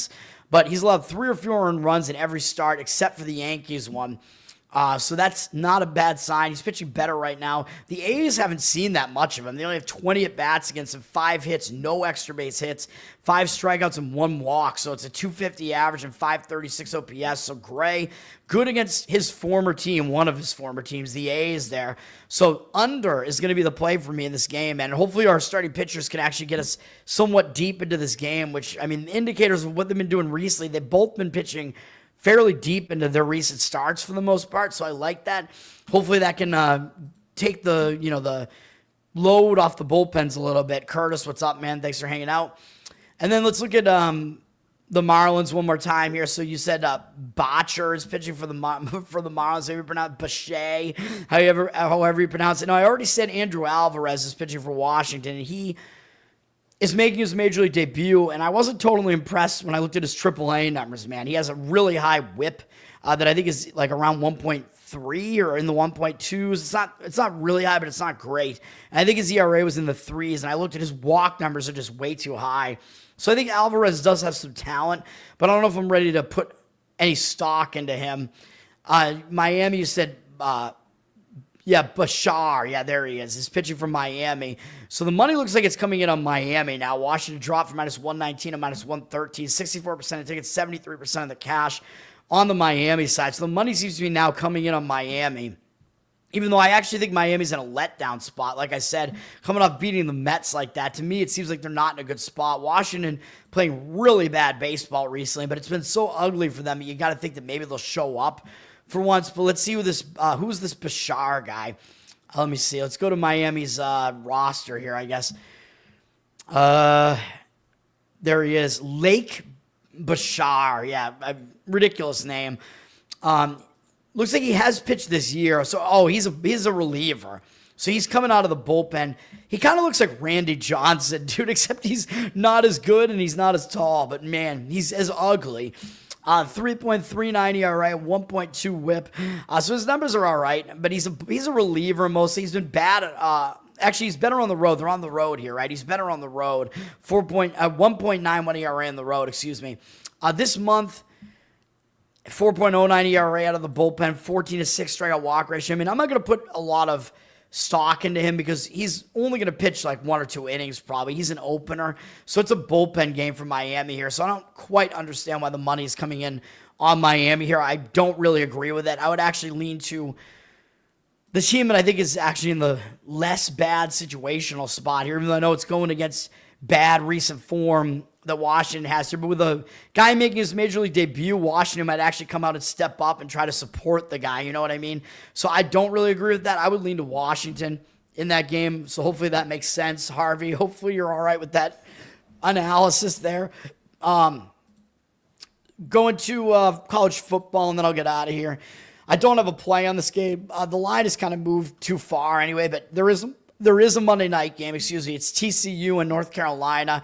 TCU's gone from a pick'em to a 4-point favorite, but 54% of tickets on them, 57% of the cash on North Carolina. So maybe some difference of opinion here because I do think that the original move up to 4 was a legitimate move. I mean, the line moved too far for it really not to be. And you know that early on, like a week in advance, multiple weeks in advance, you know that when a line's moving like that, it's basically the professionals are doing it. It's just a question of, is that a real side that they like or is it a setup? And I think because it kept moving so far, I don't think it was a setup.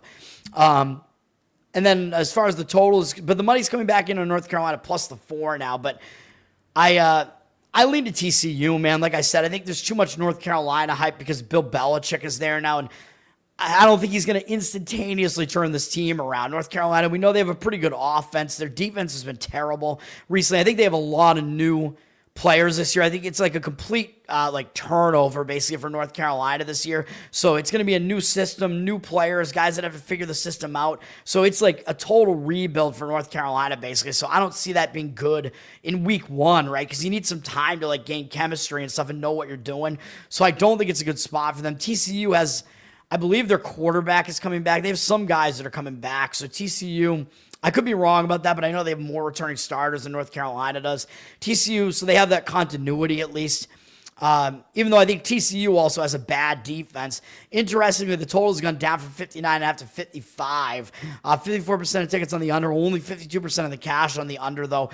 I would slightly lean to the over, even though I know that these week 1 games, a lot of them tend to go under because teams are trying to feel each other out. The offenses haven't gotten into their flow yet, but I don't trust either of these defenses, man. So I could see this game being higher scoring. I mean, the total is fairly high, but that's probably the way that I lean is towards the under. Towards the over in this game. I think the over at this point, the over is probably the better way to play this because you're getting a better number on this, and I think it might not be that bad of a look. Lean to TCU, but not at this number, not at 4. If you want to go, you could combine the two, right? If you think there's going to be a lot of points here and you like TCU, You could go TCU over their team total.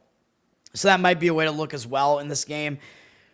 And that's going to do it, man. Another long video from me. Whoops. Hang on a minute.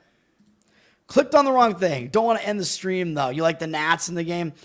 Interesting. Thank you, sir. I appreciate it, man. Hopefully, yeah. I mean, it's too autistic for me, though. I think I'd like to find a way to make these videos not quite as long. I got to have endurance, man. It's wrecking my voice, and I got to sing as well.